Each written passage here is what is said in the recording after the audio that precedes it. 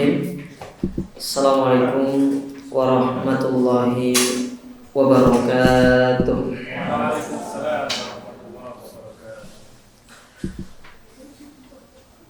Alhamdulillah binikmatihi tatimmus shalihat. Segala puji bagi Allah Subhanahu wa taala. Dengan segala kenikmatan sempurnalah segala kebaikan. Allahumma salli wa sallim wa barik wa an'im ala abdika wa rasulika nabiyina Muhammadin wa ala alihi wa ashabihi wa man tabi'ahum bi ihsanin ila yaumiddin wa sallama tasliman mazida amma ba'du. Salat serta salam tak lupa kita panjatkan kepada Nabi kita yang mulia, Nabi Muhammad sallallahu alaihi wasallam beserta keluarga beliau, sahabat beliau, serta orang-orang yang mengikuti beliau di atas tuntunannya sampai hari kiamat kelak. Akhibati fillah, kaum muslimin, ikhwan dan akhwat, para jamaah yang dirahmati dan dimuliakan oleh Allah. Mengawali pertemuan kita pada kesempatan ini, kami mengucapkan pertama kali jazakumullah khairan. Terima kasih yang sebesar-besarnya kepada segenap panitia penyelenggara dan juga kepada para jamaah sekalian yang telah memberikan kesempatan kepada kami untuk bisa kita berbagi ilmu di kesempatan yang berbahagia ini. Dan semoga Allah Subhanahu wa taala menjadikan pertemuan kita pada kesempatan ini sebagai pertemuan yang diridhoi, pertemuan yang dicatat oleh Allah taala sebagai pemberat timbangan amal kebaikan kita di akhirat kelak. Allahumma amin. Ahibati fillah, para jamaah yang dirahmati dan dimuliakan oleh Allah. Ini perdana ya kita ketemu. Ya, mungkin sebagian di antara para jamaah sekalian sudah ada yang kenal saya, dan sebagiannya lagi mungkin tidak mengenal saya. Kalau tidak kenal juga nggak apa-apa. Ya. Yang penting apa yang disampaikan itu diingat saja. Ya. Apalah arti orangnya, yang penting materinya. Ya. Dan kita insyaallah mulai kesempatan ini akan belajar tentang tiga landasan utama ya, tentang tiga pilar utama, atau lebih tepatnya saya sering sebut itu tentang tiga pertanyaan kubur. Namun materi ini tidak akan kita sampaikan sekarang ya. Insyaallah pada pertemuan berikutnya, karena yang ingin saya sampaikan sekarang itu tentang bagaimana sebenarnya adab kita di dalam kita belajar ilmu agama, supaya ilmu yang kita pelajari itu benar-benar bermanfaat dan berbekas di dalam diri kita nantinya, sehingga bisa kita amalkan dan dia bisa menjadi ilmu yang berkah nantinya buat kita. Terkadang ada orang yang belajar lama, belajar berpuluh-puluh tahun, itu tidak mendapatkan hasil dari ilmunya itu, ya, tidak mendapatkan keberkahan dari ilmunya tersebut. Salah satu faktornya karena dia tidak memperhatikan adab di dalam belajar ilmu agama. Dahulu disebutkan oleh para ulama kita, di antaranya ketika Al-Imam Asy-Syafi'i, beliau disuruh untuk belajar. Kemudian beliau pulang, sampai rumah beliau ditanya, "Kamu belajar apa hari ini?" Kata Imam Syafi'i, "Aku belajar ini, dan ini." Maka kata ibunya, balik, kamu tuh belum belajar. Ya. Balik lagi dia, datang lagi kepada gurunya, balik lagi ke rumah, ditanya sama ibunya, kamu sudah belajar apa? Jawabnya ini, masih dengan jawaban yang sama. Disuruh balik lagi, kamu belum belajar. Balik yang ketiga, baru Imam Syafi'i itu ngeh gitu istilahnya, baru sadar, oh yang harus dipelajari pertama itu adab. Maka tatkala dia pulang, ditanya, kamu belajar apa? Maka Imam Syafi'i mengatakan, kunna nata'allamu adab, kami barusan belajar adab. Baru ibunya mengatakan, ya sudah, masuk ke rumah, kamu sudah belajar. Jadi seorang sebelum dia itu memasuki disiplin ilmu khususnya dalam agama, dia itu harus memahami tentang adab-adab bagi seorang penuntut ilmu, agar dia itu benar-benar menjadi seorang penuntut ilmu yang sejati di dalam dia belajar ilmu agama. Karena kita mempelajari ilmu agama ini, ya Bang, ini termasuk perkara yang sangat mulia, perkara yang sangat agung. Maka sudah selayaknya kita benar-benar memperhatikan adab kita, bagaimana etika kita ketika kita belajar ilmu agama, agar apa yang kita pelajari ini bisa kita pahami dengan benar, kita bisa amalkan, kemudian kita bisa praktekkan, dan yang paling penting adalah ilmu agama yang kita pelajari ini yang menjadi ya pahala jariah kita nantinya, yang akan memasukkan kita ke dalam surga Allah Subhanahu wa taala. Di sini kita akan sampaikan terlebih dahulu dalil-dalil yang menjelaskan tentang kewajiban seorang itu harus belajar ilmu agama. Namun kita di sini sepakat ya, saya ingin memberikan sebuah catatan kaki. Tidak semua orang dituntut jadi ustadz, nggak harus jadi ustadz. Tapi semua orang itu dituntut untuk memahami tentang agamanya. Antum punya passion masing-masing, antum silakan menjadi passion antum. Ya, antum ingin kerja di dunia kesehatan, tidak ada yang larang. Antum ingin bekerja dalam dunia pendidikan, tidak ada yang larang. Antum ingin bekerja di dalam dunia pemerintahan misalkan, tidak ada yang larang. Namun yang perlu antum pahami bahwasanya kita sebagai seorang mukmin itu dituntut untuk memahami agama kita. Dituntut untuk memahami agama kita. Lebih-lebih ya ilmu yang berkaitan dengan ibadah amalia sehari-hari yang kita kerjakan seperti sholat, puasa, zakat, haji, 2 kalimat syahadat. Itu hal-hal yang sangat dituntut. Namun untuk menjadi ustadz atau ustadzah tidak semua orang disuruh. Bahkan tidak wajib kok jadi ustadz dan ustadzah itu. Semua itu pilihan. Ya. Namun kita dituntut untuk belajar ilmu agama, dan itu hukumnya nanti akan kita sebutkan berdasarkan dari dalil yang akan kita sampaikan berikut ini. Di antara dalil yang menjelaskan tentang kita itu wajib belajar ilmu agama. Ya. Di antaranya dalam Al-Qur'anul Karim, dalam surah At-Taubah ayat yang ke-122, di mana Allah Subhanahu wa taala berfirman, "Wa ma kana al-mu'minun liyanfiru kaffah, falawla nafara min kulli firqatin minhum ta'ifatun liyatafaqahu fid din wa liyunziru qaumahum idza raja'u ilaihim la'allahum yahdharun."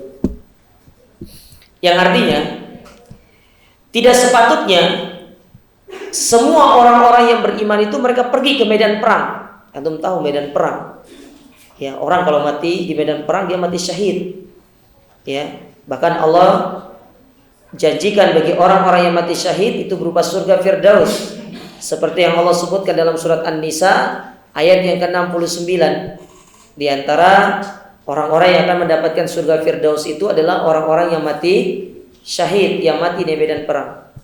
Namun di dalam ayat ini Allah mengatakan tidak sepatutnya seluruh orang-orang beriman itu pergi ke medan perang untuk berjihad, berperang melawan musuh. Tidak seharusnya. Falaula nafara min kulli firqatin minhum ta'ifatun. Kalau bisa ada sebagian manusia, sebagian orang yang mereka itu Ya, apa kerjaan mereka? Liyatafaqahu fiddin. Dia belajar ilmu agama. Dia nuntut ilmu agama. Duduk di pengajian, ya. Tidak harus pergi kok, belajar tentang ilmu agama. Yang mana ilmu agama itu nanti tugasnya, tujuannya dia gunakan untuk apa? Liyudhira qaumahum, untuk mereka memperingatkan kaumnya. Ya, terutama kaum yang bermaksiat sama Allah. Kita lihat sekarang ini banyak sekali kemaksiatan. Maka kita membutuhkan seorang ustadz, seorang dai yang menasihati kita atas kemaksiatan yang kita lakukan. Karena maksiat yang kita lakukan itu dampaknya luar biasa, jemaah. Ya, dampaknya besar. Dampak yang dihasilkan dari maksiat yang dilakukan oleh manusia itu tidak hanya menimpa orang-orang yang berbuat kemaksiatan itu, tapi akan menimpa orang-orang yang taat juga. Ya. Itulah yang Allah tegaskan di dalam Al-Qur'anul Karim. Ketika Allah mengatakan wal taku fitnatan la tusibanna alladziina minkum khassah. Ya. Dan takutlah kalian terhadap satu fitnah dalam surat Al-Anfal ayat yang ke-25. Takutlah kalian kepada satu fitnah, satu musibah, yang mana musibah itu tidak hanya akan Allah timpakan kepada orang-orang yang berbuat zalim secara khusus, tapi juga kepada seluruh manusia. Ya, makanya kita lihat sekarang ini, antum lihat. Ya, kita tarik sekarang ini ya. Sekarang sedang mewabahnya penyakit, ya, penyakit apa? Corona kan? Ya, COVID-19.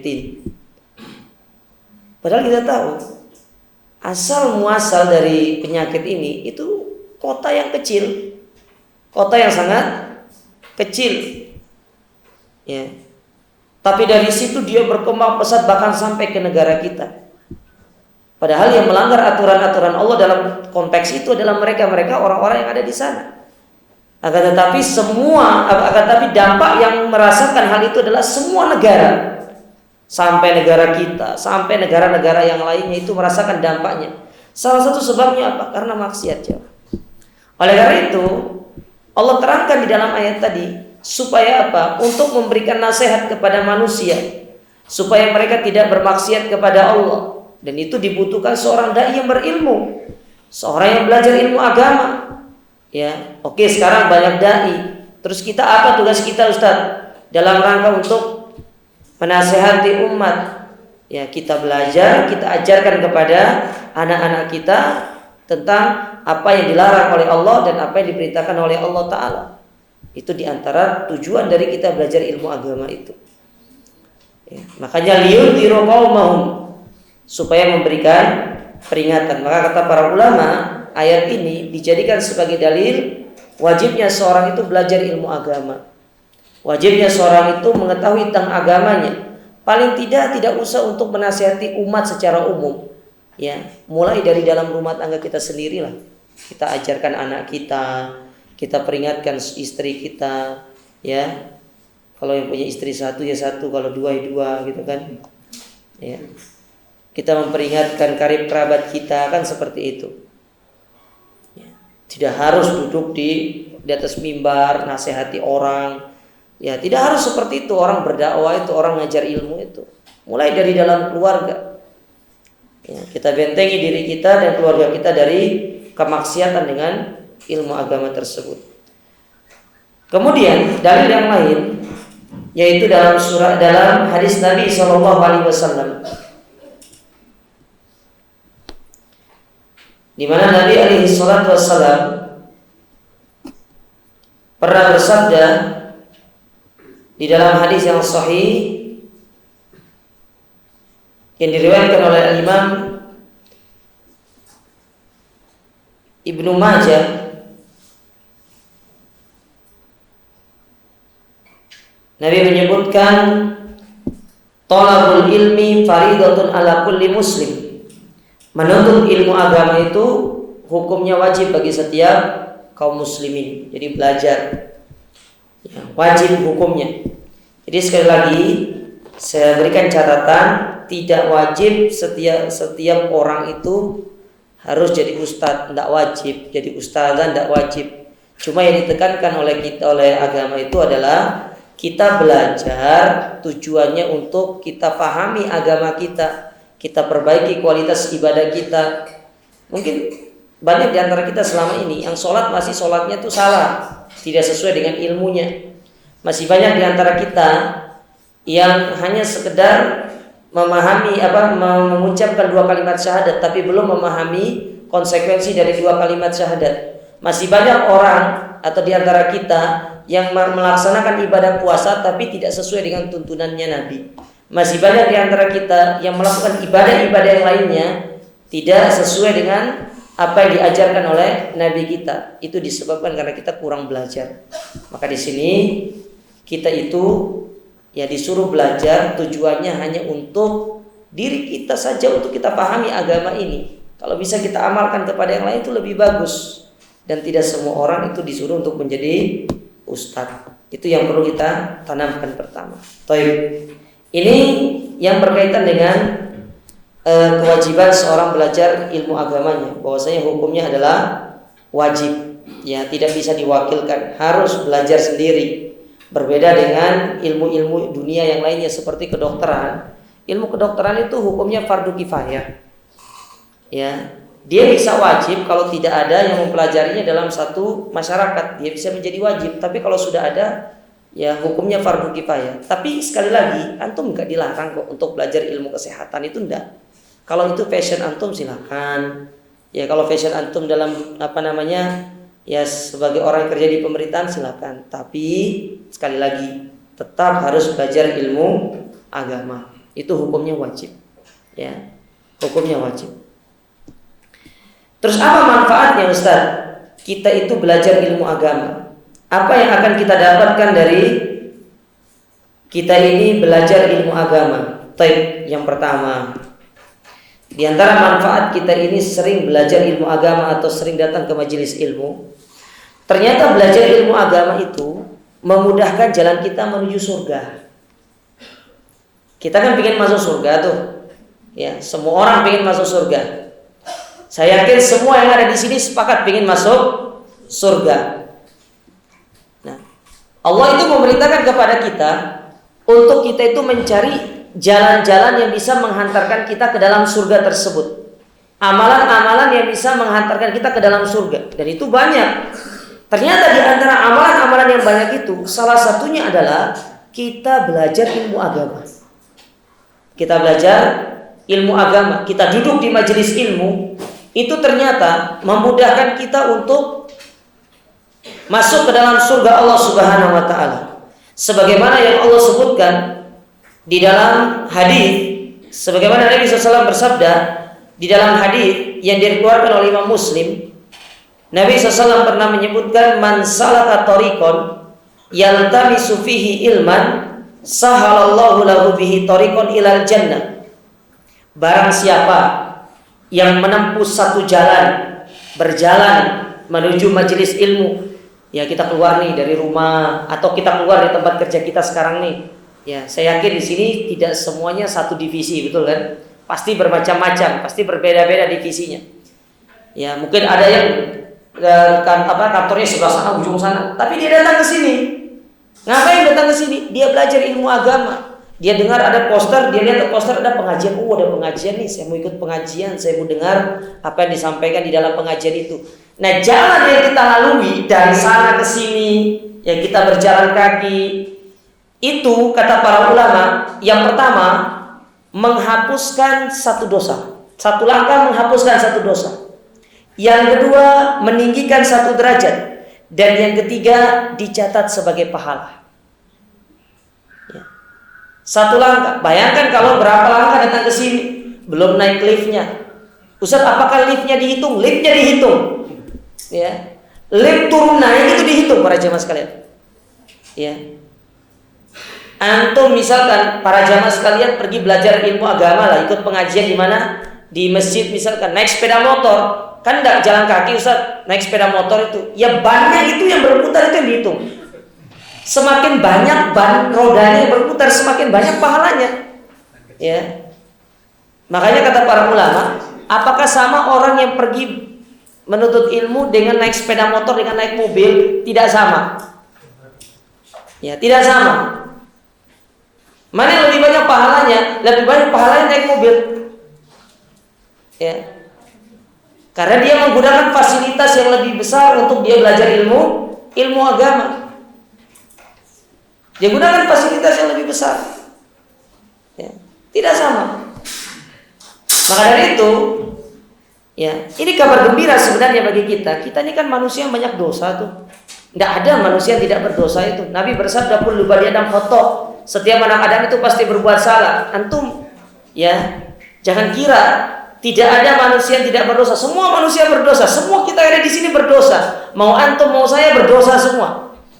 Ya, jangan kira ustaz itu adalah orang yang maksum. Dah. Ustaz itu orang yang tidak melakukan dosa. Tidak.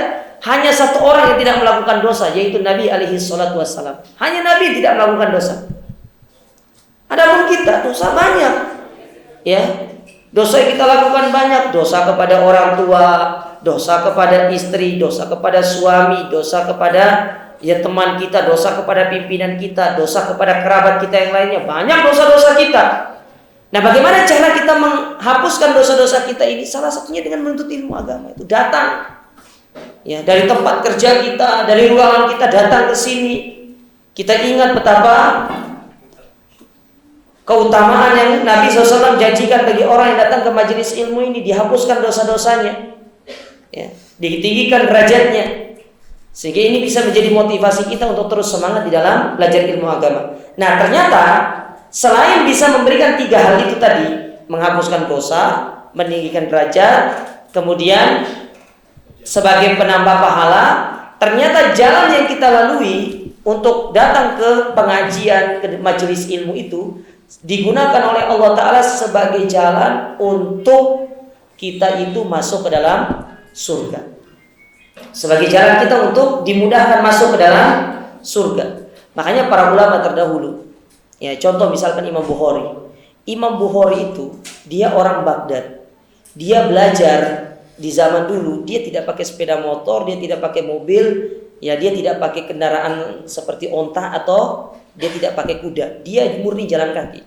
Sehingga disebutkan oleh para ulama kita, Imam Bukhari menempuh jarak berapa kilometer untuk belajar itu? Sebanyak 1.400 kilo untuk belajar ilmu agama. Kita belum 1.400 kilo, jangankan belum 1 kilo loh, dari ujung sana ke sini itu tidak sampai 1 kilo. Masa malas datang ke sini? Apalagi yang hanya lantai 1 tinggal naik lift ke lantai 4 misalkan, masa malas? Imam Bukhari 14.000 kilometer dia habiskan waktunya untuk belajar ilmu, ya, untuk dia mendalami ilmu agama, sehingga lahirlah sebuah karya yang fenomenal yang disebut dengan Sahih Bukhari itu. Setelah menempuh perjalanan 14.000 kilo. Kita berapa itu? Kadang-kadang kita rumahnya sampai masjid, ada pengajian sampai masjid, sampai rumah kita tidak pergi kita. Ya, padahal tinggal loncat doang ke masjid itu, tapi tidak pergi. Imam Bukhari dulu, karena dia tahu keutamaan ini, dia jual rumah, dia jual asetnya, dia cari biaya. Tujuannya supaya apa? Dia bisa belajar. Dia terus berjalan belajar, ya, mencari ilmu agama. Nah, kita sekarang ini, ya, walhamdulillah dimudahkan. Ustadznya yang datang ke sini, masa tidak mau datang ke sini jamaahnya? Di mana-mana itu sebenarnya kita yang mendatangi ustadz. Ya, bukan berarti ustadz ini nyinggung saya ini. Enggak, saya tidak nyinggung. Cuma ini diantara kemudahan gitu loh. Ya. Maka kita harus semangat sekarang ini. Ya, supaya jalan yang kita lalui untuk datang ke tempat ini, ya, untuk kita belajar ilmu agama, dijadikan oleh Allah Subhanahu wa taala sebagai jalan kita untuk masuk ke dalam surga. Itu yang pertama. Yang kedua, di antara keutamaan kita belajar ilmu agama atau fadilah, ya, dari kita belajar ilmu agama ini adalah sedang mengambil warisan para nabi. Jadi orang yang belajar ilmu agama itu dia sedang mengambil warisan para nabi. Disebutkan oleh Nabi SAW di dalam satu hadis, beliau mengatakan, ya, al-ulama warathatul anbiya. Para ulama itu merupakan pewarisnya para nabi. Wa innal anbiya lam yuwarithu dinaran wala dirhama. Dan para nabi itu tidak mewariskan dinar dan dirham. Antum lihat Nabi itu tidak mewariskan dinar dan dirham kepada anaknya. Nabi Muhammad disebutkan oleh Hasan Al-Basri orang yang sangat sederhana. Bahkan ketika beliau masuk ke dalam rumahnya Nabi Muhammad SAW, Hasan Al-Basri itu, lalu beliau mengangkat tangan beliau ke atas untuk memegang langit-langit rumah Nabi, itu sampai. Saking apa? Sederhananya rumah Nabi SAW. Nabi itu tidak mewariskan harta. Nabi tidak mewariskan fulus. Ya. Bil fulus mulus. Mafi fulus mampus. Ya, enggak ada duit. Habis gitu. Ya. Nabi tidak mewariskan fulus, Nabi tidak mewariskan harta kepada anaknya. Fatimah tidak mewariskan harta. Bahkan Nabi itu kalau dapat harta perang, dari perang misalkan seperti perang Badar, kemudian seperti perang-perang yang lainnya, itu Nabi tidak ambil harta itu. Nabi langsung bagikan kepada kaum muslimin yang lainnya. Nabi itu sederhana orangnya. Bahkan pernah satu ketika Nabi SAW itu, ya, beliau bertanya kepada Aisyah, "Ya Aisyah, apa yang ada di dapur untuk kita makan?" Kata Aisyah, "Tidak ada apa-apa," katanya. Akhirnya keluar kepada istri yang lainnya, nanya, "Ada apa di rumah?" Nggak punya apa-apa. Ya, datang ke istri yang berikutnya, tidak ada apa-apa. Lalu Nabi mengatakan, "Ya sudah, kalau gitu sebaiknya saya puasa saja." Itu sekelas Nabi loh ya. Manusia paling mulia, manusia yang paling bertakwa sama Allah, tidak punya harta. Kalaupun dapat harta langsung dibagikan kepada kaum muslimin. Karena bukan itu prioritasnya seorang Nabi itu. Namun kita ya tetap harus cari harta juga, tetap harus cari uang. Uang tuh punya istri, punya anak. Apalagi kalau istri antum lebih dari satu, kan harus lebih giat lagi untuk bekerjanya, ya. Harus lebih giat lagi bekerjanya, karena itu juga bagian dari amanah kita kepada Allah Ta'ala. Tapi kalau kita melihat bagaimana Nabi istrinya berapa? Ibu-ibu, seberapa? Istrinya berapa? Yang di dalam sini istrinya berapa? Yang di luar istrinya Nabi berapa? Jangan lirik-lirik ya, lirik kiri, lirik kanan. Ada berapa istrinya? 9 atau 10? Ada berapa? Ada 11. Ada 11. Tapi dalam satu riwayat disebutkan diceraikan dua. Jadinya sisa. Istri pertama siapa? Ibu-ibu, para akhwat, siapa? Khadijah. Istri ketiganya siapa? Hah? Istri ketiganya siapa? Istri keduanya siapa? Siapa? Sauda. Tidak tahu kan? Ya, belajar makanya. Ya. Tapi kalau saya tanya, bumbunya rujak cingur apa?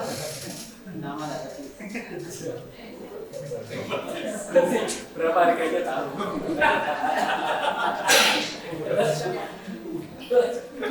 Kalau ibu-ibu tidak tahu itu. Yang di luar, "Bu, harga lombok berapa sekilo?" Tahu kalau itu? Ya, setiap hari soalnya. Ya. Nah, Nabi itu istrinya banyak, tapi beliau tidak mewariskan apa-apa. Bahkan sampai Fatimah itu ketika datang kepada Nabi minta pembantu. Fatimah minta pembantu. "Ya Rasulullah, aku ini minta pembantu, capek kerja ini. Ya, banyak anaknya, capek kerja, aku butuh pembantu." Nabi tidak memberikan pembantu kepada Fatimah. Bahkan Nabi mengajarkan doa kepada Fatimah itu supaya Fatimah mengamalkan doa tersebut dan dia menjadi orang yang bisa bersabar atas apa yang dia alami sekarang. Itu menunjukkan Nabi itu miskin. Ya, makanya di sini kata Nabi SAW, sesungguhnya para nabi itu tidak mewariskan dinar, tidak mewariskan dirham, tidak mewariskan harta kepada kita. Apa yang diwariskan? Yang diwariskan adalah al-ilmu, diwariskan ilmu, Al-Quran, hadis, itu diwariskan kepada kita. Faman akhodahu akhoda bihadin wafir, maka barang siapa yang belajar ilmu agama, berarti dia sedang mengambil warisannya para nabi. Jadi kita sekarang ini yang lagi belajar ini, kita sedang mengambil warisan para nabi. Ya. Tidak selamanya warisan itu berupa harta. Tidak selamanya warisan itu berupa kekayaan, tapi warisan itu yang paling utama adalah kita mewariskan ilmu kepada anak-anak kita. Itu yang paling penting. Ya. Kita wariskan ilmu, ajarkan ilmu. Kalau kita mewariskan harta, harta akan habis. Ya. Tapi kita mewariskan ilmu, ilmu itu bisa mendatangkan harta. Ilmu bisa mendatangkan harta. Tapi kalau kita mewariskan harta, apalagi dia tidak punya ilmu, ya hartanya akan habis dengan begitu saja. Tapi kalau kita wariskan ilmu, kita didik dia dengan ilmu agama yang baik, kita siapkan dia terutama di zaman sekarang ini, ya zaman yang penuh dengan ya fitnah, di mana zamannya sekarang itu sudah luar biasa, kemaksiatan di mana-mana. Orang butuh untuk mewariskan kepada anaknya ilmu agama, bukan hanya sekedar harta, tapi ilmu agama yang akan menjaga dia. Makanya di sini Nabi mewariskan kepada kita ilmu agama. Maka orang yang belajar ilmu agama, dia sedang mengambil warisannya para nabi. Maka bersyukurlah kita yang Allah berikan kemudahan duduk di sini. Ya sabar, sebentar kok, nggak lama. Saya tidak senang pengajian lama-lama kalau siang-siang itu, karena banyak yang ngantuk. Ya, sebentar saja. Yang penting kita keluar dari sini, kita tahu, oh kita datang ke majelis ilmu itu dapat 1 poin cukup. Kita dimudahkan jalan menuju surga. Nggak usah banyak-banyak. Ya, kalau lama-lama saya berbicara di sini, nanti pada ngantuk, tidur nanti. Apalagi yang di belakang hijab kita nggak tahu apa yang dilakukan. Ya, ada yang ngantuk, ada yang tidur, ada yang makan. Wallahu a'lam. Ya, itu yang keberapa? Kedua. Yang ketiga. Di antara fadilah kita belajar ilmu agama ini, termasuk pahala yang tidak akan terputus sampai kita meninggal dunia. Termasuk pahala yang tidak akan terputus sampai kita meninggal dunia. Disebutkan oleh Nabi SAW dalam hadis yang sahih riwayat Muslim. Nabi bersabda, "Idza matal insanu inqata amaluhu illa min thalath." Kalau seorang meninggal dunia, seluruh amal ibadahnya terputus. Kita meninggal dunia, seluruh amal ibadah kita terputus. Ya, salat terputus, puasa terputus, zakat terputus. Ya, kecuali 3 hal. Itu pun kalau kita punya. Kecuali dari 3 hal. Itu pun kalau kita punya. Yang pertama, sedekah jariah. Sedekah yang pahalanya terus mengalir. Mana contoh sedekah jariah, Ustaz? Antum sedekah ke masjid. Selama masjid itu dipakai, selama itu pula mengalir pahalanya. Ya. Tapi ada sedekah yang lebih utama. Dan ini yang sangat kami sarankan. Apa itu? Kita sedekah ke penuntut ilmu agama. Ada orang ingin belajar ilmu, kasihkan uang dia. Bila perlu, biayai dia. Ketika dia menjadi seorang da'i, nanti misalkan dia mengajar, dia dakwah kemana-mana, itu pahala orang yang mengikuti dia kembali kepada siapa yang menyekolahkan dia. Ini investasi tidak ada ruginya, jemaah. Ya. Antum tahu kisah di Saudi itu, pemilik Zamzam Tower itu, bukan Zamzamnya sih, salah satu hotel yang ada di Zamzam itu. Dia setiap tahun selalu membagikan uang ke mahasiswa yang ada di Universitas Islam Madinah. Sekali bagi uang, itu bukan bawa 10 juta, 20 juta, 30 juta, tidak. Tapi bawa karungan, digotong begini dia. Digotong, dibagi kepada seluruh mahasiswa yang ada di Universitas Islam Madinah yang berjumlah hampir 10.000 orang. Dikasih. Berapa satu orang coba? Kadang-kadang beda-beda. Pernah kata teman kita yang belajar di sana, ya, itu dia mendapatkan 500 real. Satu orang. 500 real. Satu orang. Dia kasih. 500 real kali 4.000 berarti sekitar 2 juta. Satu orang dapat 2 juta. Kalau 10.000 mahasiswa, kira-kira berapa uang yang dia keluarkan itu? Dia keluarkan. Dia tidak tanggung-tanggung, karena dia tahu tempat dia berinfak jelas, dia sedekahnya jelas, penuntut ilmu agama. Dia tahu pahalanya itu pasti akan terus mengalir kepada dia, maka dia jor-joran dia mengeluarkan uangnya. Lah kita, ya sudah tidak usah infak kepada penuntut ilmu lah, paling nggak infak kepada masjid. Kasihkan kepada masjid itu. Ya. Kasihkan. Bila perlu rutin kita menjadi donatur tetap untuk membiayai operasional masjid. Karena selama orang itu menggunakan masjid, pahala orang-orang yang sholat itu kita juga pahalanya. Akan dibagikan ke kita juga pahalanya. Kan itu yang kita inginkan setelah kita meninggal dunia kan. Apalagi dengan kondisi kita beramal di dunia ini belum tentu kita ikhlas. Ada orang sholat, ya rakaat pertama ikhlas, kedua, ketiga tidak ikhlas. Kenapa? Ternyata calon mertuanya ada di sampingnya. Ya, akhirnya tidak ikhlas jadinya. Ada orang sedekah, belum tentu dia bisa ikhlas.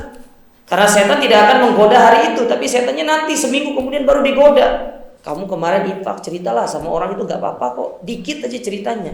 Dari dikit jadi banyak. Akhirnya kita tidak ikhlas jadinya. Nah sekarang kita punya kesempatan nih untuk mencari pahala jariah, sedekah di masjid. Ya, bila perlu datang, misalkan kalau Anda yang memiliki kelebihan harta, bilang sama masjidnya, ya sudah, untuk listriknya saya yang tanggung, misalkan. Ya, untuk biaya airnya saya yang bayar, misalkan. Itu kan masuk ke dalam lingkungan masjid. Ya, air yang digunakan untuk berwudu oleh para jamaah yang mau sholat, itu pahala bagi kita. Kan anak ini yang kita butuhkan setelah kita meninggal dunia para jamaah sekalian, sedekah jariah. Ya. Kalau tidak kita upayakan dari sekarang, nanti kalau sudah kita meninggal, apa yang kita harapkan? Ya, sedekah dari sekarang. Kita usahakan diri kita dari sekarang. Yang kedua, ya, yang terus mengalir pahalanya adalah ilmu yang diamalkan, yang diajarkan kepada orang lain. Nah, di sini pentingnya seorang itu mengajarkan anaknya itu ilmu agama. Makanya tadi saya berikan catatan, tidak semua orang dituntut untuk jadi ustadz, tapi paling enggak kita belajar, ya ilmu itu kita ajarkan kepada anak kita. Coba sekarang kita hitungannya secara MLM ya. Anda belajar nih sebagai seorang bapak, sampai rumah ajarkan istri sama anak, ya anaknya 2, istrinya 1, atau dibalik istrinya 2, anaknya 1 mungkin. Ya, 3 orang amalkan itu ilmu. 3 orang ini pahalanya mengalir ke kita sebagai seorang ayah. Lalu anak kita punya anak, ya diajarkan ke cucu kita, terus sampai 7 keturunan. Ya, dengan ilmu yang kita ajarkan pertama kali, itu semua pahala orang yang melakukan itu kembali kepada muara yang satu, kembali kepada kita yang mengajarkan pertama. Inilah contoh penerapan ilmu yang diamalkan itu, bukan hanya sekedar ustadz nyampaikan ke jamaahnya di pengajian, tidak dong. Yang paling untung ustadznya. Dong jamaah tidak dapat kesempatan mendapatkan ini dong. Inilah yang tidak dijelaskan oleh para ustadz-ustadz kita yang lainnya. Bahwasanya di antara bentuk mengamalkan ilmu, kita ajarkan kepada anak kita, kepada istri kita, kepada kerabat kita. Syukur-syukur Anda ingin mengajarkan kepada teman Anda mengamalkan ilmu yang Anda ajarkan. Ya, lalu dia mengajarkan kepada yang lain, ajarkan kepada yang lain. Betapa banyak orang yang mengamalkan ilmu itu karena Anda pertama kali itu pahalanya mengalir kepada yang pertama kali yang mengajarkan itu. Makanya sekarang ini Anda belajar nih, niatnya untuk supaya bisa mengamalkan kepada orang, ngajarkan sama orang, ngajarkan sama keluarga, supaya pahalanya kita dapatkan. Kan itu yang kita harapkan nanti ketika kalau kita sudah meninggal dunia itu. Meskipun kita sudah meninggal dunia, tapi pahalanya terus ngalir. Kenapa? Karena orang yang kita ajarkan ini tetap mengamalkan ilmu yang kita ajarkan kepada dia pertama kali. Ini pentingnya para jamaah sekalian. Ya. Kemudian yang ketiga, ya, Nabi menyebutkan wa waladun sholihun yad'ulah, atau anak yang soleh yang mendoakan kedua orang tuanya. Ini penting punya anak yang soleh dan soleha. Dan anak yang soleh dan soleha ini tidak akan lahir kalau bukan dari pendidikan Islami dari bapak dan ibunya, dari orang tuanya. Maka penting orang tua itu sekarang dia itu menyiapkan dirinya, membekali dirinya dengan ilmu agama. Gimana mau ngajar anaknya tentang nilai-nilai keislaman kalau orang tuanya tidak punya ilmu? Akhirnya apa? Nanti orang tuanya nyuruh belajar sama orang lain. Harusnya dia punya kesempatan untuk dapat pahala dari sisi itu, tapi dia tidak dapat. Ya. Makanya kita capek sekarang nih. Persiapkan, Anda yang belum menikah misalkan, sekarang digembleng diri dulu. Nanti setelah menikah punya ilmu, punya anak, diajarkan anak kita nilai-nilai Islami itu. Sampai dia tumbuh menjadi anak yang soleh dan soleha. Eman jamaah, kita punya anak banyak, tapi anak kita tidak ada satupun yang mengangkat kedua tangannya untuk mengatakan Rabbi ghfirli wali walidayya warhamhuma. kama rabbayani shaghira. Rugi antum. Ya. Percuma kita punya anak, dia sukses dalam sisi duniawi, dia jadi dosen di UNAIR misalkan, dia jadi seorang kepala, dia jadi seorang rektor apa segala macam. Tapi kalau dia tidak pernah angkat kedua tangannya untuk mendoakan orang tuanya, ya. Dan itu semua itu tidak akan bisa terjadi kalau kita tidak menanamkan sejak dini tentang pendidikan Islam kepada anak kita. Coba lihat orang-orang yang di luar sana yang tidak menanamkan kepada anaknya pendidikan Islam, taunya hanya pendidikan duniawi aja. Ya, kamu nih sejak dari kecil didoktrin apa? Kamu harus jadi seorang pengusaha sukses, kamu harus menjadi seorang yang begini, punya aset di mana-mana. Giliran sukses, orang tuanya dilupakan. Orang tuanya di mana? Di panti jompo. Padahal itu kesempatan dia seorang anak untuk berbakti kepada orang tuanya, pintu surga yang paling tengah. Dan itu kesempatan kita sebagai orang tua untuk mendapatkan doa sang anak selama kita di dunia, bahkan kita ketika meninggal dunia nantinya. Ternyata tidak kita dapatkan karena pola asuh kita yang salah selama ini. Apa kata Nabi SAW ketika menceritakan tentang kondisi seorang tua yang diangkat derajatnya sampai derajat yang tinggi oleh Allah Ta'ala. Ketika orang tua ini mengatakan, ya Allah, ya hal anni hada, apakah ini bagianku? Apakah ini memang bagianku? Aku di dunia tidak melakukan amal yang banyak kok. Aku tidak pernah melakukan puasa yang banyak. Aku hanya sekedar menjalankan kewajiban dan juga menambah dengan ibadah-ibadah sunnah yang lainnya, kata orang ini. Maka dijawab sama Allah Ta'ala kepada orang ini yang diangkat terus derajatnya di dalam surga, hadza bistighfari waladika laka. Ini sebabnya karena anakmu suka berdoa kepadaku untuk engkau. Tidak mungkin seorang anak berdoa kalau kita tidak mendidiknya dengan pendidikan Islami sejak dini. Nah, ini pentingnya ilmu yang bermanfaat, ilmu agama itu jemaah. Bekali diri sekarang, pelajari, ya, matangkan diri kita dengan ilmu agama. Nanti kita tularkan kepada anak kita, kita ajarkan kepada anak kita. Nanti anak kita akan mengajarkan sama cucu kita. Ya, nggak apa-apa dari sisi ekonomi dia biasa-biasa, tapi dalam setiap doanya dia selalu mengangkat kedua tangannya kepada Allah untuk kita sebagai orang tua. Uwais Al-Qarni, pernah dengar? Pernah dengar Uwais Al-Qarni? Uwais Al-Qarni, orang yang tidak dikenal di dunia tapi namanya harum di langit. Sampai Nabi mewasiatkan kepada Umar, kalau kamu ketemu sama pasukan dari Yaman, cari yang namanya Uwais Al-Qarni. Ya, cari. Kalau ada pasukan dari Yaman, cari namanya Uwais Al-Qarni ini. Umar bingung, sopo si Uwais ini? Ya, ditanya, ada pasukan dari Yaman tanya, kenal Uwais enggak? Enggak kenal tuh, sopo Uwais ini kan. Datang lagi pasukan dari Yaman, kenal Uwais enggak? Enggak, datang lagi. Kenal Uwais? Oh, Uwais Al-Qarni. Itu orang enggak dikenal di tengah-tengah kita, orang rendahan itu. Ya. Ibarat kata kayak, ya, dia tuh hanya seorang yang ya enggak dianggap di tengah-tengah kita, bukan dari kalangan bangsawan kok, rakyat jelata biasa. Tapi bayangkan, Nabi mewasiatkan kepada Umar untuk ketemu sama orang ini. Berarti ini bukan orang sembarangan. Ini bukan orang sembarangan. Ya. Bukan orang sembarangan. Ketika punya usut ditanya, kenapa Uwais ini menjadi orang yang sangat mulia di langit? Ternyata dia adalah orang yang selalu mendoakan kedua orang tua, terutama mendoakan ibunya. Mulia dia. Tidak mungkin seorang Uwais akan menjadi seorang yang mendoakan ibunya kecuali kalau bukan karena pendidikan dari ibunya tadi. Maka ini pentingnya jamaah, kita membekali diri kita dengan ilmu dalam rangka kita mengajarkan ilmu yang baik kepada anak kita. Taib. Yang keempat, saya tambah lagi dua. Yang keempat, ya, di antara faedah dari kita belajar ilmu agama itu adalah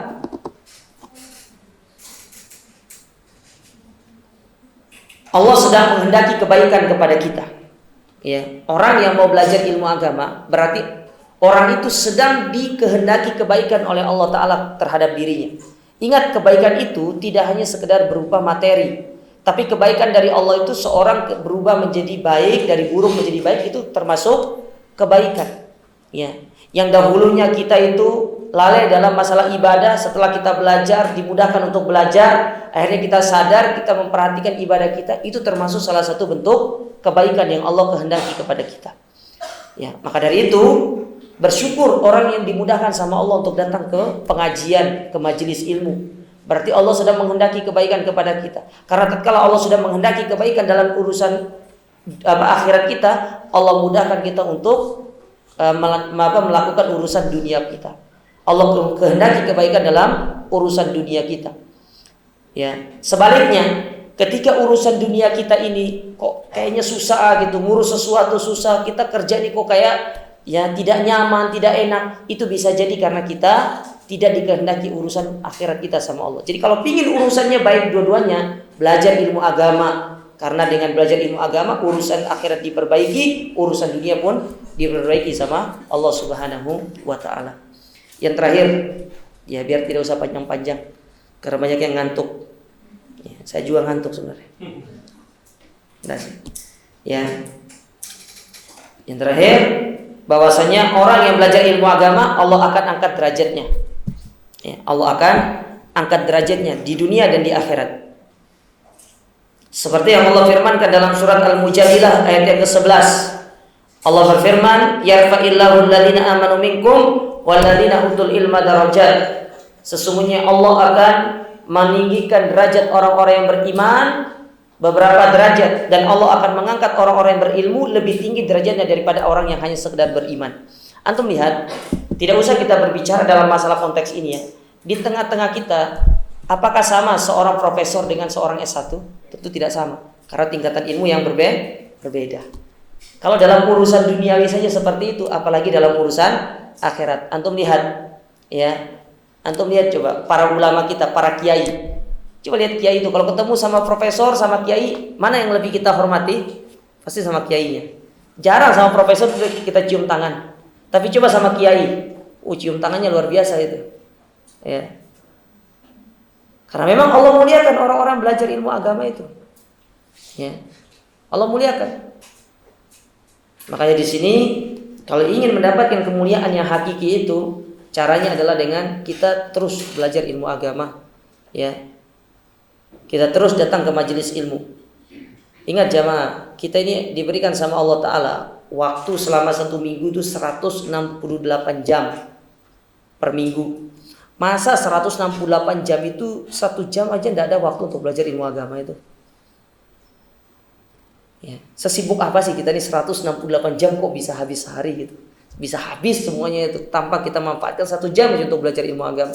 Padahal kalau kita ambil 1 jam saja masih ada 167 jam untuk kita manfaatkan selama seminggu. Jadi 1 jam, luangkan waktu 1 jam untuk belajar ilmu agama. Ya, karena 1 jam ini saja ini sudah memiliki manfaat yang sangat luar biasa bagi diri-diri kita. Makanya dengan adanya kegiatan seperti ini, ya harusnya kita lebih termotivasi untuk terus kita ini ya membekali diri kita dengan amal-amal kebaikan. Kita isi hari-hari kita dengan amal-amal kebaikan, ya. Kita terus membekali diri kita dengan amal-amal ketaatan kepada Allah Subhanahu wa Ta'ala supaya kita ini menjadi seorang mukmin yang lebih baik lagi, baik dari sisi kualitas ibadah maupun dari sisi kualitas keilmuan kita kepada Allah Subhanahu wa Ta'ala. Baik, ini mungkin sedikit ya muqaddimah yang bisa kami sampaikan atau ya permulaan yang bisa kita sampaikan pada pertemuan kita pada kesempatan yang berbahagia ini. Insyaallah pada pertemuan berikutnya kita akan belajar tentang 3 pertanyaan kubur, ya. 3 pertanyaan kubur yang akan ditanyakan di dalam kubur kita nanti. Ingat jamaah, pertanyaan kubur ini sebenarnya gampang. Siapa Tuhanmu? Siapa nabimu? Apa agamamu? Ini gampang di dunia. Tapi ketika kita sudah masuk dalam kubur, ini lebih berat daripada ujian disertasi S3. Lebih berat. Ya. Antum membuktikan? Ya mati dulu tapi. Lebih berat. Di dunia gampang antum jawab, tapi di dalam kubur sudah banyak ya hadis-hadis Nabi menjelaskan orang kafir kalau masuk kubur dia tidak masuk Islam, dia meninggal atas kekafirannya. Pertanyaan ini tidak akan bisa dijawab sama dia. Ya, tidak akan bisa dijawab. Maka lebih berat daripada ujian disertasi. Paling ujian disertasi itu lulus kok promosi sudah dokter nanti revisi kok. Kalau ini nggak ada revisinya, antum salah ketok kepalanya. Ya, hancur kepala kita. Ya. Insyaallah itu akan kita pelajari supaya kita mempersiapkan jawaban kita nanti ketika di dalam kubur kelak. Ya, Ustaz jangan nakut-nakuti untuk mati. Enggak, memang kita akan mati kok. Semua kita pasti akan mati. Makanya sebelum mati itu, sebelum kita meninggal kita persiapkan diri kita terlebih dahulu. Wallahu taala a'lam. Sampai di sini ada yang ingin bertanya? Saya persilakan. Ya, jangan banyak-banyak lah. Ya. Yang bertanya tadi lewat kertas tadi. Iya, apa? Kumpulkan oleh panitia. Yang mau bertanya silakan tulis di kertas. Geser kertas. Ya, geser ke depan. Kalau panitia sudah ada di depan.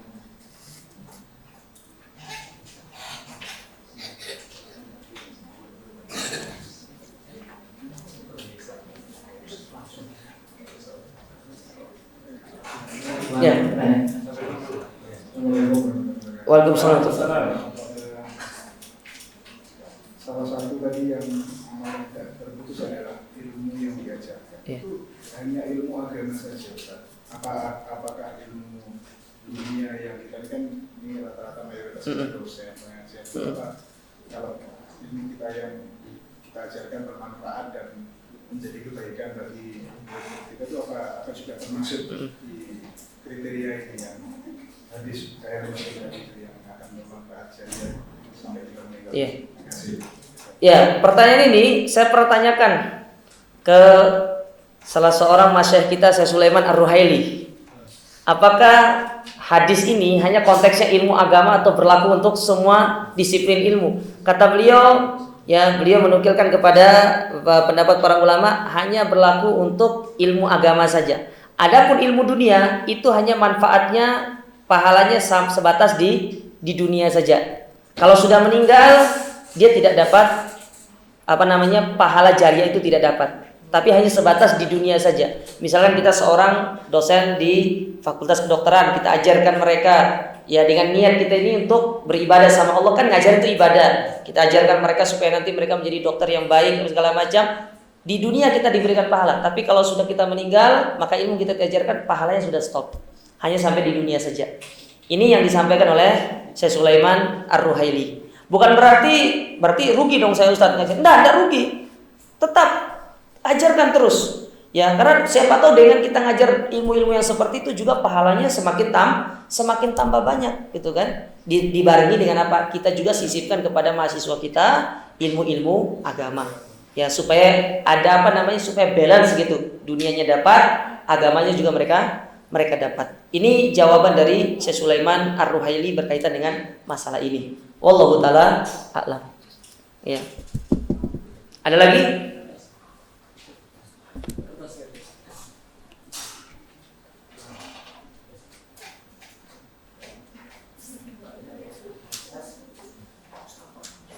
Ini pertanyaan yang tadi disampaikan oleh beliau ini juga saya pernah ditanya kemarin sama dosen ITB, dosen teknik. Saya belajar ini gini apakah pahala? Ya sampai di dunia saja memang. Ya. Tapi kalau ingin dapat pahala yang lebih, maka sebaiknya diajarkan ilmu agama. Dan kita punya media punya sarana punya tempat untuk ngajar keluarga kita. Itu sudah cukup bagi kita untuk mendapatkan pahala jariahnya itu.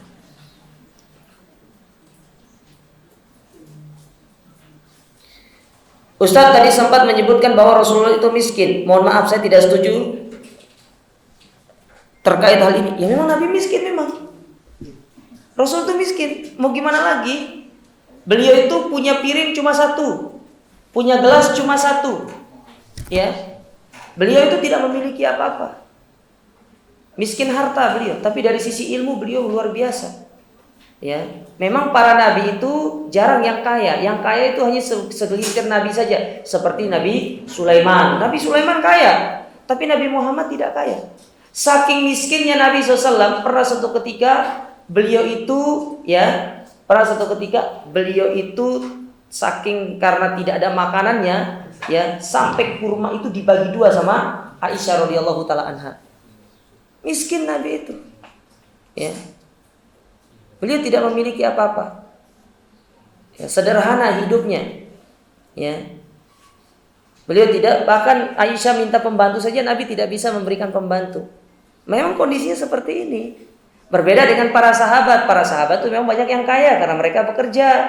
Seperti Abdurrahman bin Auf. Abdurrahman bin Auf ketika dicatat harta yang ditinggalkan ketika beliau meninggal dunia, beliau meninggalkan harta dengan total 6 triliun rupiah. Beliau tinggalkan, ya. Utsman bin Affan, ya, kekayaannya luar biasa, sampai sekarang kalau antum lihat bank di Saudi yang bernama Bank Ar-Rajhi, itu sahamnya punya Utsman.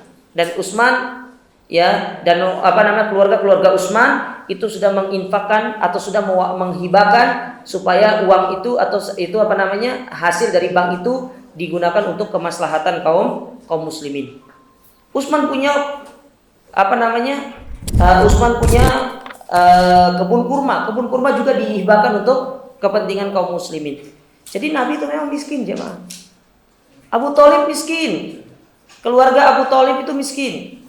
Ya, keluarganya Nabi itu miskin, tidak ada yang kaya. Tapi dari sisi nasab beliau tinggi. Tapi kalau di sisi harta berbeda dengan keluarga Bani Hashim, keluarga dengan Abdi Manaf seperti Abu Sufyan, Abu Jahal. Mereka orang kaya-kaya semua. Tapi memang Nabi itu orangnya miskin. Ya. Coba dibaca dalam sejarah-sejarah Nabi itu. Miskin Nabi itu. Ya. Nabi itu sangat miskin. Bahkan untuk menghidupi dirinya sendiri saja, Nabi harus berdagang dengan menjualkan barang Khadijah. Sampai akhirnya Khadijah melihat Nabi ini orangnya amanah, Khadijah tertarik dan menikahlah dengan Nabi alaihi salatu wassalam. Ya. Bahkan beliau waktu kecil Nabi itu pernah menggembala kambing untuk mendapatkan 1-2 dinar untuk menyambung kehidupan. Tapi memang itulah disiapkan oleh Allah Ta'ala supaya Nabi kita ini memiliki ya secara mental itu kuat. Dia kuat menghadapi segala macam cobaan. Dan terbukti beliau menjadi seorang yang sangat luar biasa. Memang kondisinya Nabi itu miskin. Bukan saya yang berbicara miskin, tapi memang sejarah faktanya seperti demikian. Ya.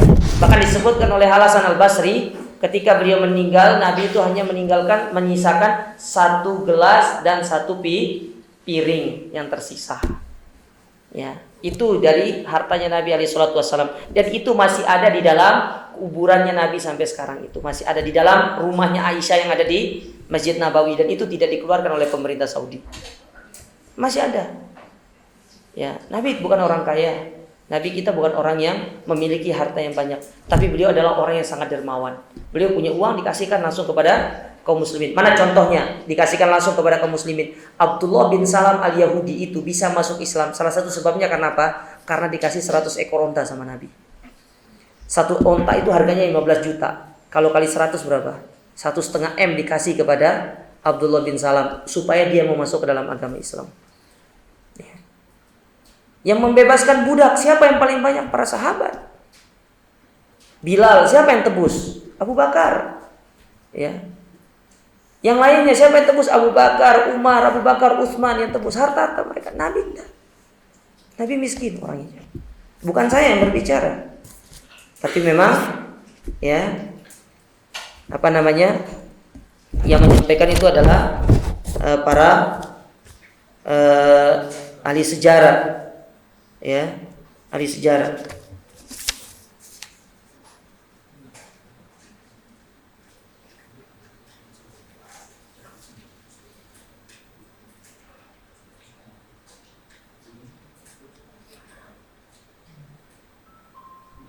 Amal jariah yang tidak terputus salah satunya adalah doa anak yang soleh dan soleh. Apakah ini hanya untuk anak biologis? Iya, hanya berlaku untuk anak biologis saja. Kalau anak angkat tidak berlaku. Ya, dia masuk ke dalam, kita ada anak angkat, kita didik dia, ya, kemudian kita sekolahkan dia, kemudian dia menjadi orang yang baik, ya. Dia menjadi orang yang baik nantinya, dia masuk ke dalam sedekah jariah yang kita berikan kepada dia. Tidak masuk ke dalam doa anak yang soleh dan solehah, hanya berlaku untuk anak biologis saja. Bisa dipahami para jamaah sekalian ya? Hanya untuk anak biologis.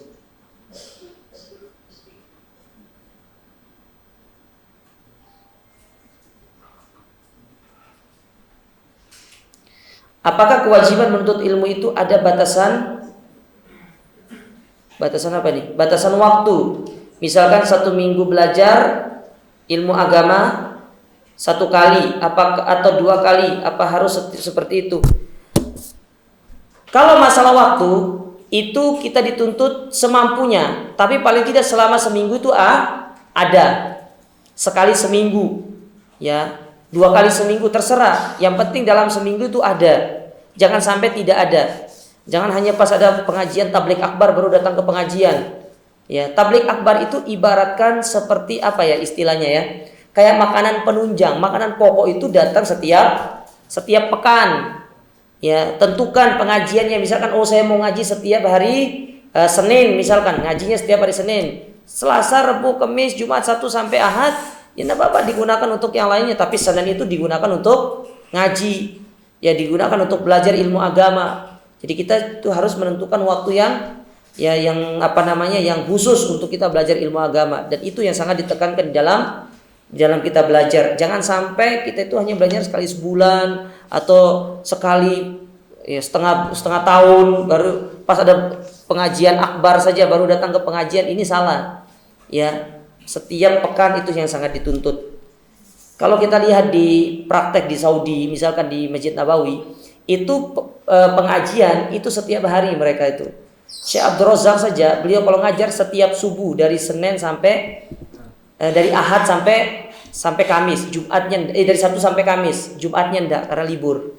Jadi Jumat, Sabtu, Ahad, Senin, Selasa, Rabu, Kamis itu terus pengajian ba'da subuh, rutin. Ya. Kecuali hari Jumat saja karena itu hari libur. Ya. Kita tidak apa-apa sekali seminggu, yang penting ada gitu waktu untuk kita belajar ilmu agama. Ya. Dan juga saya lupa tadi sebutkan, ternyata belajar ilmu agama itu sebagai sarana kita untuk membuka pintu rizki, dimudahkan rizki kita sama Allah Ta'ala. Ya. Dan saya merasakan ya, bagaimana kita ini suka dimudahkan rizki kita oleh Allah Subhanahu wa Ta'ala. Ustaz, jika ada udur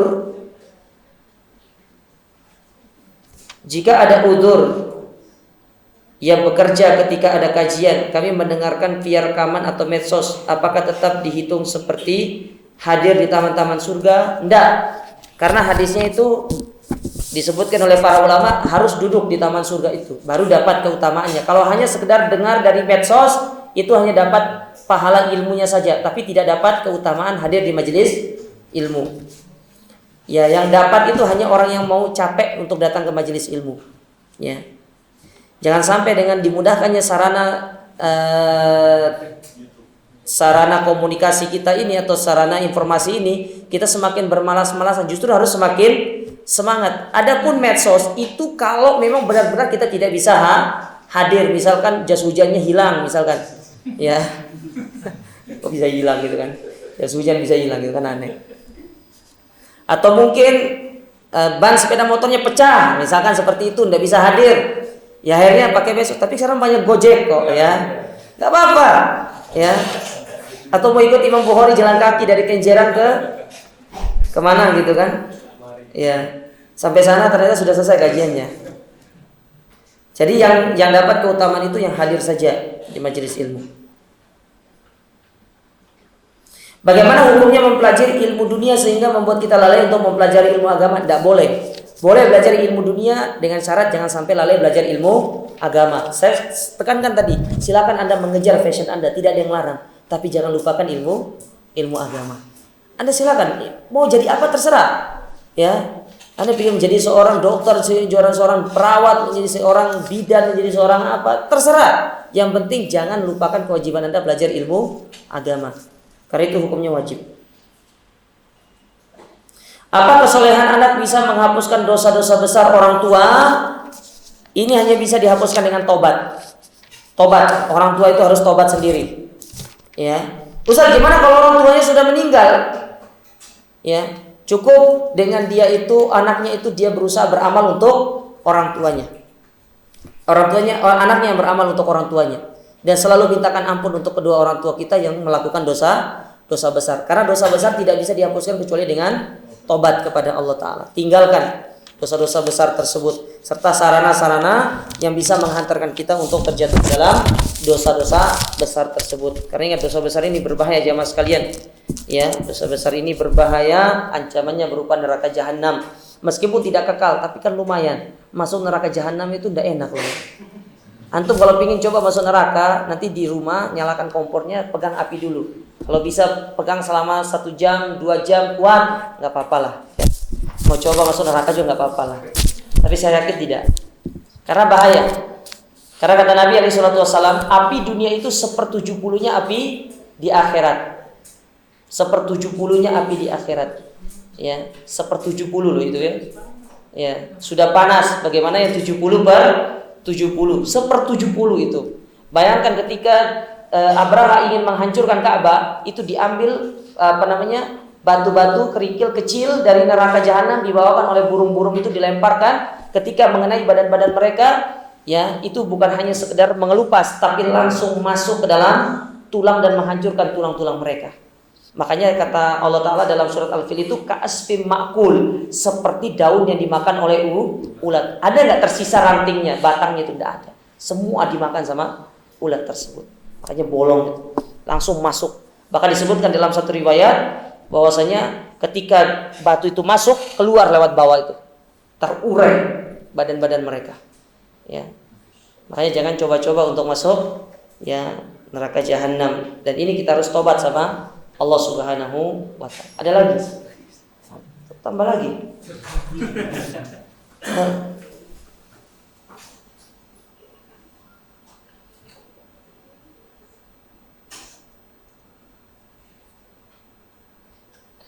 Kalau doa dari anak biologis saja, bagaimana dengan yang tidak punya anak? Hilang dong poin atau jatah amal dari sisi itu. Ya mau gimana lagi? Ada dua sisanya, sedekah jariah sama ilmu yang bermanfaat tadi yang diamalkan. Ya namanya anak tuh rizki dari Allah Ta'ala. Makanya kalau suami istrinya belum hamil, gak apa-apa kawin lagi. Ikhlaskan suaminya kawin lagi. Ya.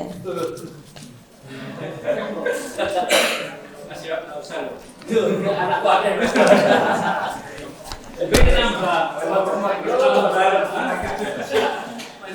ya memang mau gimana lagi, tidak ada lagi.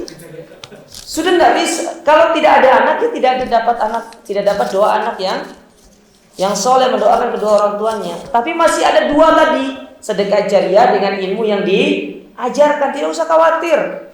Ya, masuk surga itu banyak jalannya kok. Antum kalau ingin tahu jalan-jalan masuk surga, baca buku 62 amalan pembuka pintu surga. Tidak hanya anak yang soleha dan soleh dan soleha, tapi masih banyak yang lainnya yang masih bisa kita upayakan. Jadi kalau ada ungkapan banyak jalan menuju Roma, itu salah. Banyak jalan menuju surga, yang betul itu. Banyak jalan menuju surga, amalnya banyak. Ya, tidak hanya anak yang soleh dan soleha yang mendoakan kedua orang tuanya. Kalau kita tidak punya, kan Allah yang memberikan kita anak. Kita sudah ikut program, sudah berupaya, ya sudah segala macam kita lakukan. Toh nyatanya Allah tidak memberikan kita anak. Itu semua merupakan rizki dari Allah Subhanahu wa ta'ala. Usaha kita tetap diberikan pahala sama Allah ta'ala. Tidak usah khawatir. Ya, Allah tidak zalim, Allah itu maha adil. Di balik ketidakadanya anak yang kita miliki, tetap pahala kita usaha tadi mendapatkan anak itu dicatat sebagai pahala di sisi Allah ta'ala. Terus bagaimana yang masih single sudah meninggal dunia juga tidak bisa mendapatkan amal itu? Makanya sebelum meninggal menikah dulu.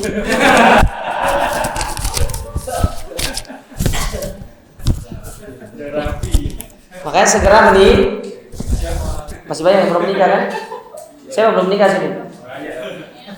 Ya, ini belum menikah nih. Ya. Belum nikah kan? Saya belum nikah. Nikah segera. Bila perlu besok pagi langsung akad nikah. Ya, jangan tunggu kiamat. Ya, itu buku nikah di KUA sudah stoknya menipis itu ya. Ya, akan diproduksi 2025 lagi mungkin. Tapi saya rasa ini bisa saya sampaikan. Ya, semoga pertemuan ini ya bermanfaat dan dicatat sebagai pahala di sisi Allah Subhanahu wa taala. Ya, dan mohon maaf atas segala kekurangan dan kekhilaafannya. Terima kasih atas perhatian para jamaah sekalian. Ya, kurang lebihnya kita mohon maaf. Aku lupa hadza subhanakallahumma rabbana bihamdika asyhadu an la ilaha illa anta astaghfiruka wa atubu ilaik. Wa sallallahu alaihi Muhammad wa alihi wasallam wa akhiru da'wana alhamdulillahi alamin. Wassalamualaikum warahmatullahi wabarakatuh.